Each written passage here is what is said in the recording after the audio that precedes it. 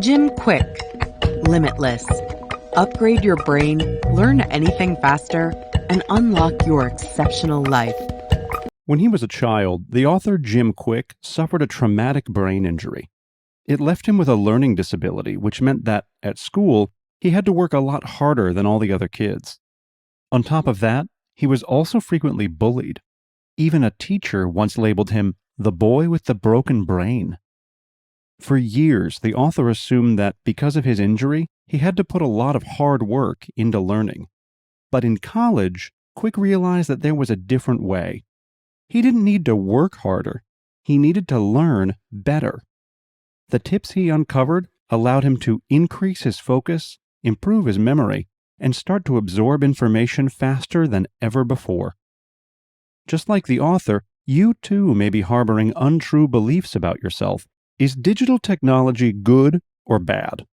The question may be simple, but the answer is far from straightforward. On the one hand, smartphones and tablets can seem liberating. After all, they do allow us to outsource some of our brain's simpler functions. Sounds great, doesn't it? Well, perhaps not. Some researchers feel that this digital habit is becoming a problem. They believe it hampers our cognitive abilities. Think about how we all constantly switch between tasks, from working to checking notifications to texting. One neuroscientist, Daniel J. Levitin, believes that this process causes the brain to quickly burn up its fuel, leaving us stressed and exhausted. The key message here is technology makes our lives easier, but it may be hindering our learning abilities. We have constant access to a wealth of information right at our fingertips.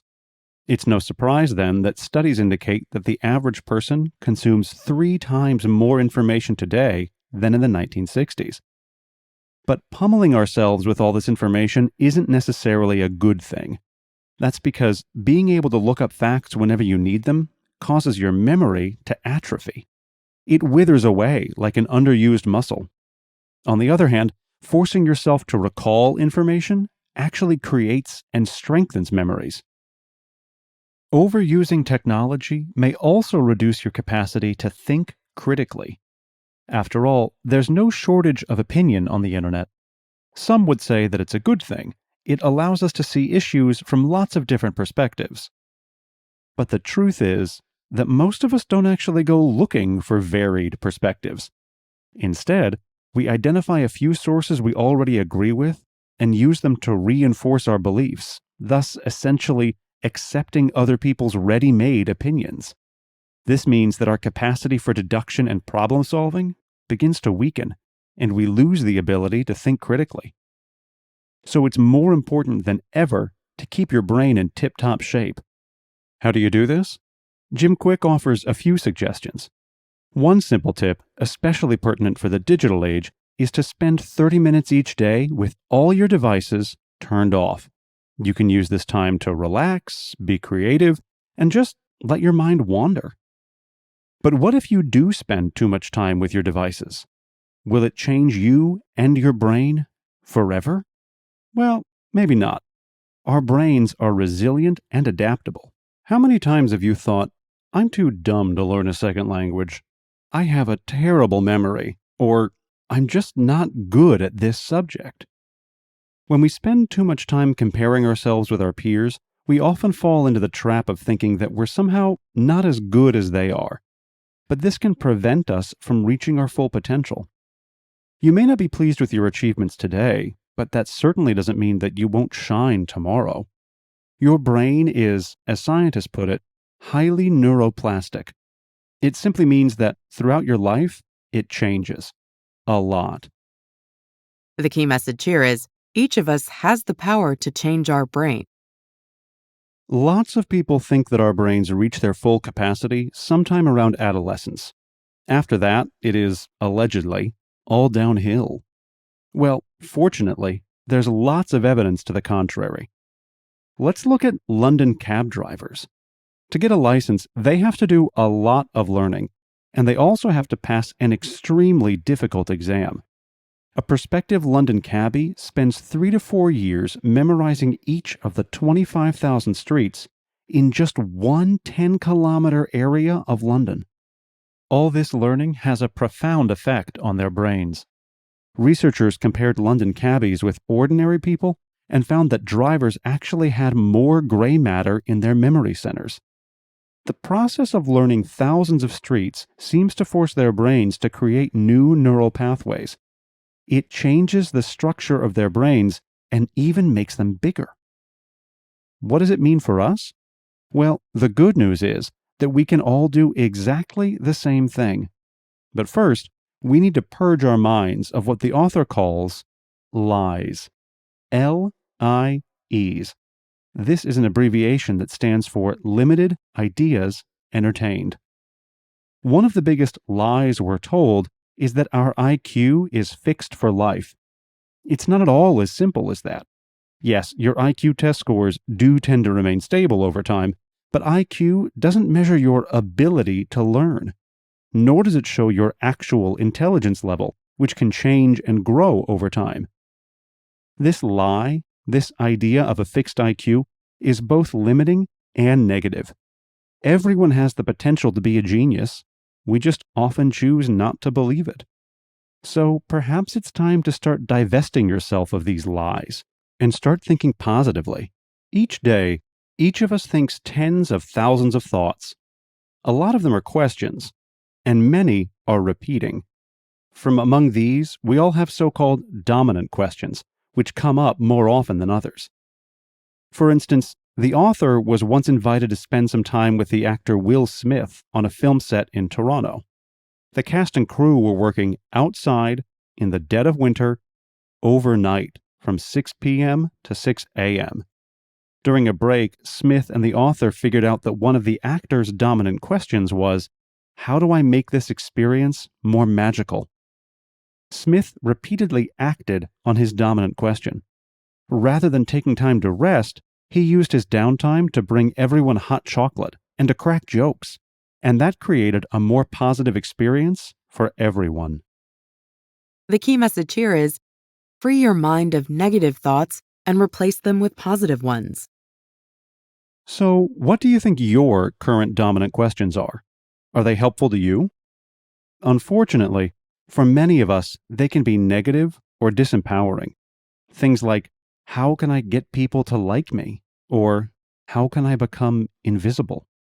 Questions like these are not productive. All they do is mask your authentic self. Instead, you can try to ask new questions, ones that empower you. For each of us, they will probably be different. For the author, these questions are, how do I make this better?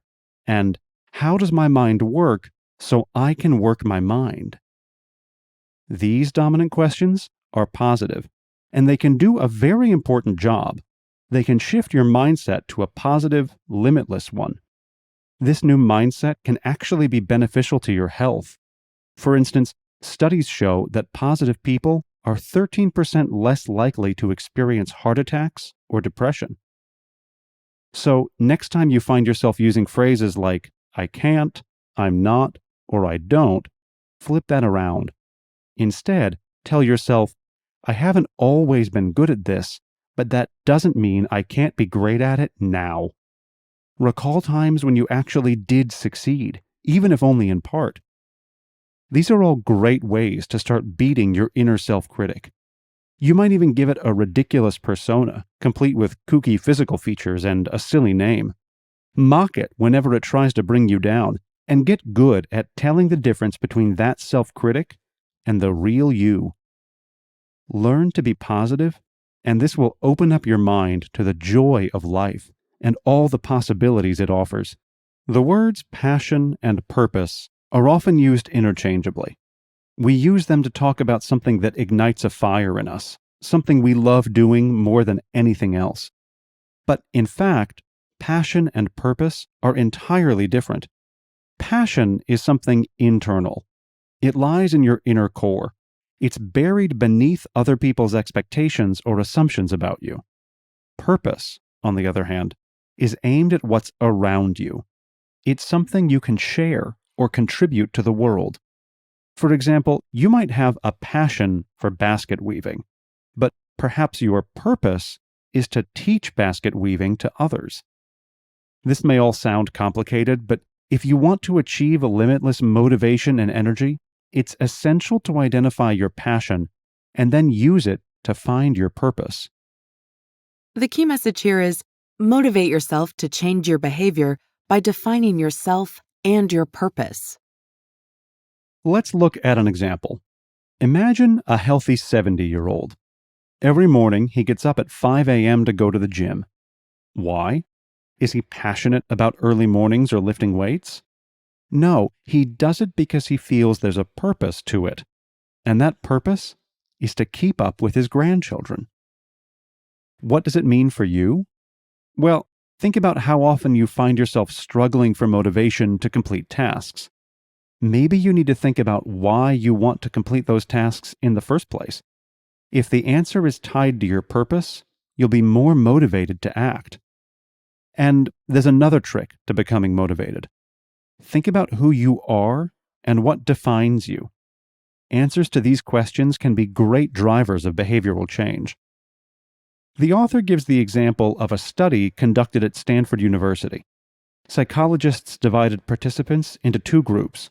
They asked one group, "How important is it for you to vote?"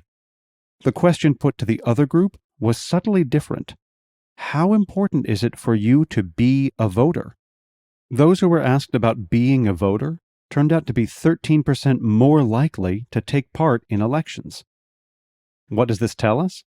Well, it seems that if you identify yourself with a goal you want to achieve or a habit you want to develop, your motivation goes up.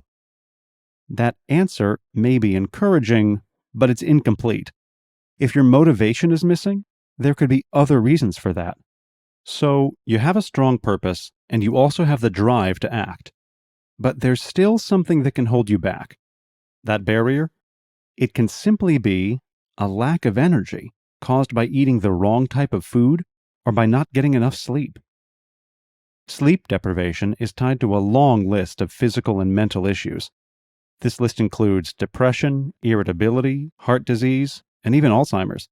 In short, don't sacrifice sleep. Sleeping, eating, and exercising are all essential if you want your brain to function at its best. The key message here is support your brain by getting enough sleep, eating healthy foods, and exercising regularly.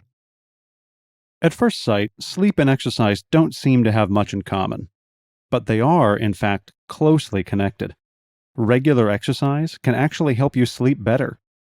After one 16-week study on how aerobic exercise affects sleep, for instance, participants who hit the gym found they were sleeping more each night, 1.25 hours more, to be precise.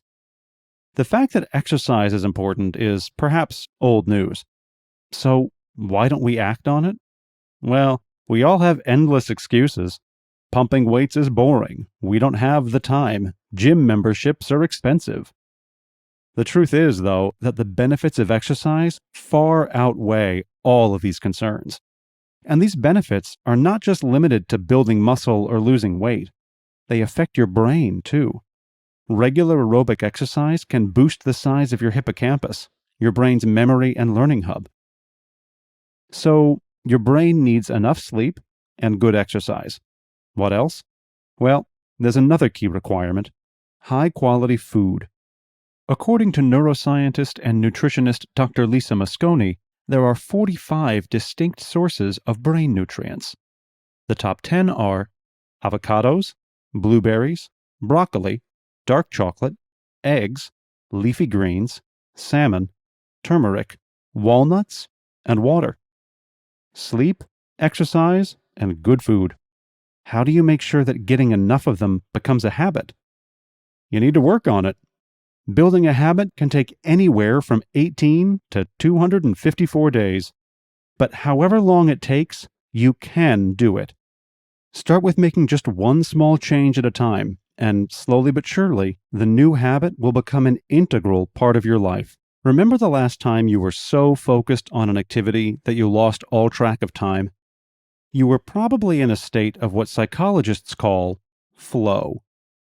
When we're in this state, we feel like the task we're completing is almost effortless. We feel that we're being challenged, but the challenge is not overwhelming. and we tend to get a sense of comfort and reward from what we're doing.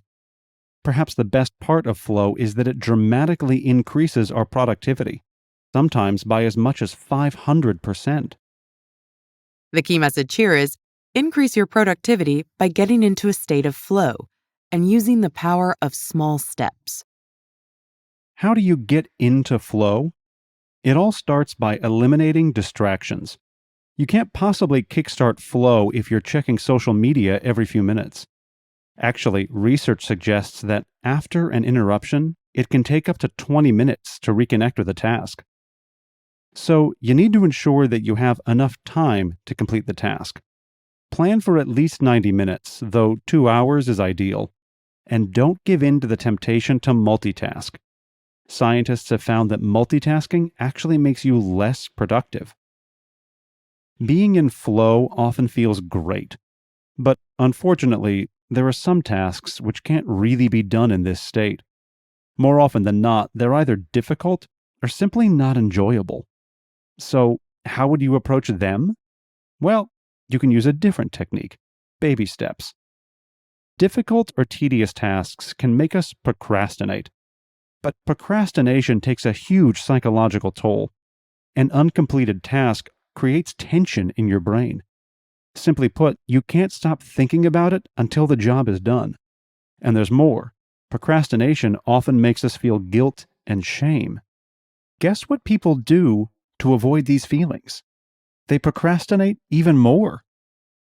But you can crush your tendency to procrastinate by taking small, simple steps to complete a task. Say you're dreading writing a big speech.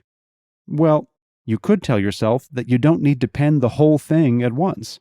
You'll just create the keynote. And who knows? Maybe while you're putting it together, you may find that you're on a roll, and you'll end up doing more work than you had originally planned. By breaking down tasks in this way, you make it much more likely that you'll get the job done. What do you think Bach has to do with studying? If you're scratching your head, don't worry, the connection is far from obvious. Many studies suggest that there's an intimate relationship between music, mood, and learning. Some types of music can greatly increase our ability to learn. This is where Bach comes in. Baroque music that has 50 to 80 beats per minute is particularly suitable for creating focus. Music is just one life hack that can help us use our brain's lesser-known features to foster learning. The key message here is use your study time efficiently. Just like music, smell can also help improve our study skills. We often associate smells with memories. Think about how the aroma of a particular spice might take you back to your grandmother's kitchen. This is just one example of how great smells are at bringing memories to the forefront of our brains. Now you know this, try using smells the next time you're studying for an exam or preparing for a presentation. Rub some essential oil on your wrist when you're learning. Then, repeat right before your exam or presentation.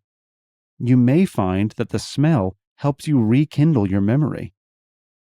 The author, Jim Kwik, also suggests other tricks which can help you learn. For example, you may want to take advantage of so-called primacy and recency. Something you learn right at the start of a lesson tends to stick in your mind for longer. So do things which come right at the end of a session. What does it mean for you? Well, now you know these principles, you might want to plan your learning differently. You might place the most important things at the beginning and end of each lesson, leaving the middle part for things which are less crucial. To make good use of primacy and recency, employ the Pomodoro technique. This method involves breaking up your work or studying into 25-minute chunks of productivity called Pomodoros. Each Pomodoro is followed by a 5-minute break. It's as simple as setting up a timer.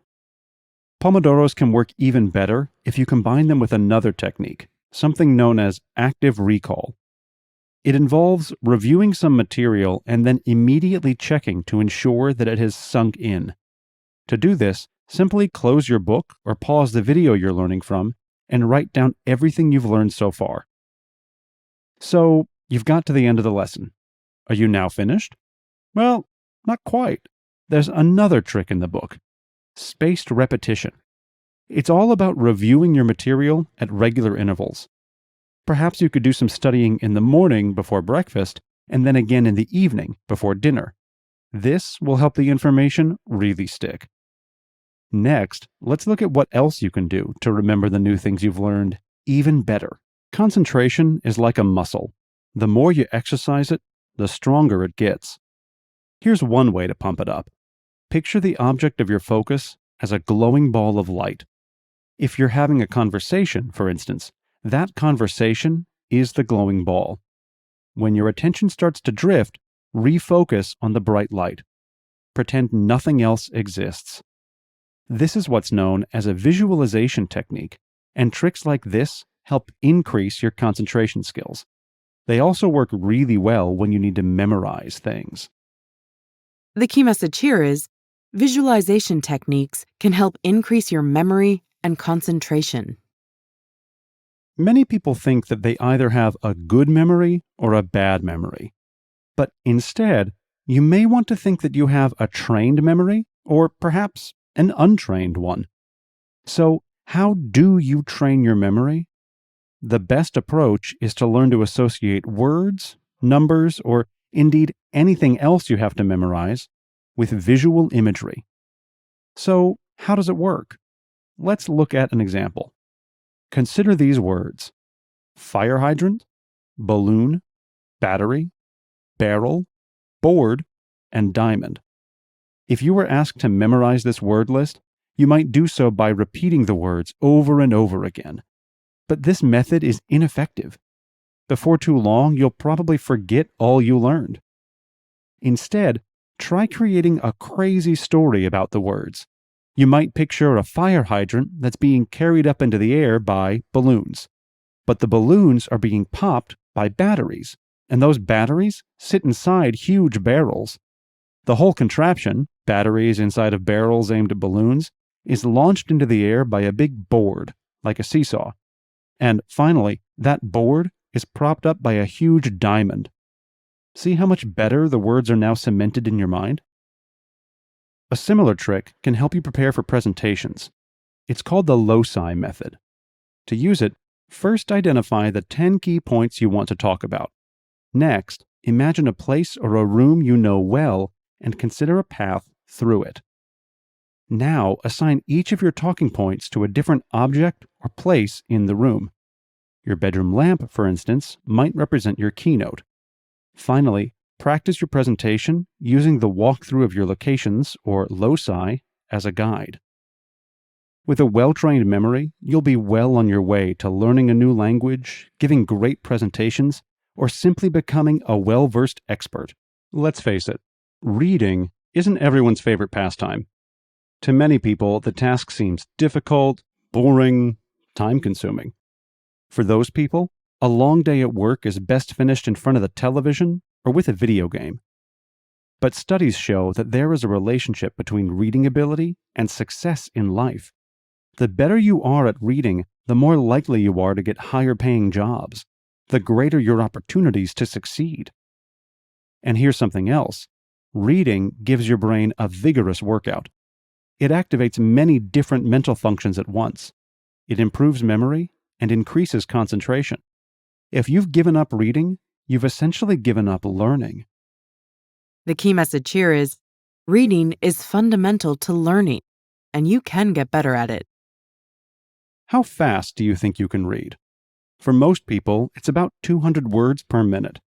Shockingly, most adults read no faster than elementary school kids. That's because classes on how to read usually stop between 2nd and 5th grade.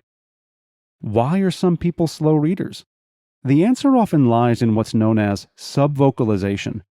This simply means that, as people read, they pronounce each word in their heads. This limits their reading ability. If you subvocalize, you can only read as fast as you talk. If this sounds like you, do not despair.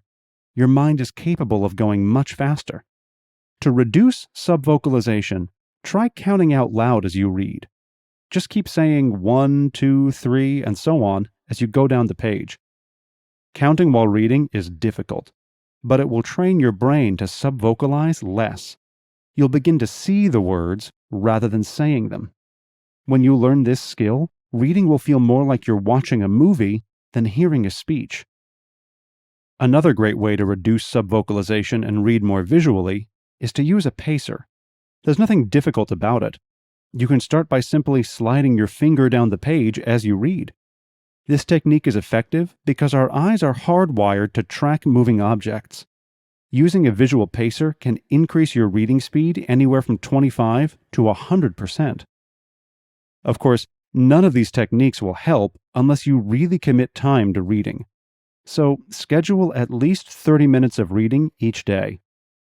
Now that you can read faster, it's time to crack the final piece of the puzzle, to learn how to think better. When you hear the word genius, who immediately comes to mind? Perhaps Albert Einstein or Marie Curie? But the word genius isn't just limited to people with high IQ or mathematical ability. There are many different types of intelligence. Think about Venus Williams, for example. In many ways, she too is a genius, somebody with extremely high bodily kinesthetic intelligence. That is to say, she's very good at using her body. The key message here is to get better at solving problems, try new and different ways of thinking. Learning what type of intelligence you possess is just the first step in thinking better and more efficiently. There are lots of other tricks, too.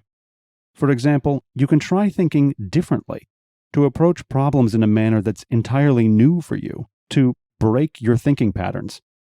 One way to do this is to use the thinking hat technique. Imagine you have a collection of multicolored hats. Now, when you look at a problem, you can change hats every few minutes. Say you're wearing a red hat. That means it's time to look at the situation emotionally. Or a green hat may call for creativity. But sometimes, even an advanced technique like this may not be enough. To solve some problems, you need to think entirely differently, in an exponential rather than linear manner. When you think exponentially, you are no longer solving crisis after crisis after crisis. Instead, you identify the root cause of the problem and attack that. One proponent of exponential thinking is Naveen Jain, innovator and winner of the Albert Einstein Technology Medal. Take his company Viome, for example. Jain formed it because he believes that chronic illness is the world's most important underlying health crisis. So, does his company work to find treatments to those diseases? No, Jain took a different approach. Instead of looking for piecemeal solutions, he understood that our immune systems are greatly impacted by how our gut microbes process food. So Jain created a tool for analyzing an individual's gut microbiome. It allows people to optimize their health by eating the foods that are best suited to them. Your goal might not be to solve major challenges like the one Jain is tackling, but by exploring new ways of thinking, you will bring different perspectives to the table. And this is certain to increase your chances of accomplishing great things. Many of us limit ourselves with false beliefs about our intelligence or other abilities. But the truth is, you don't have to be born a genius in order to succeed. You just need to cultivate your individual abilities and motivation. You do so by identifying your purpose and using that to push you forward. And then, it's a matter of choosing the most suitable among the many great methods of studying, focusing, memorizing, reading, and thinking. That will make your learning truly limitless. And here's one more bit of actionable advice. Create a not-to-do list. To-do lists are a classic productivity staple, but the trouble is, they don't help you prioritize your tasks. That's where a not-to-do list comes in.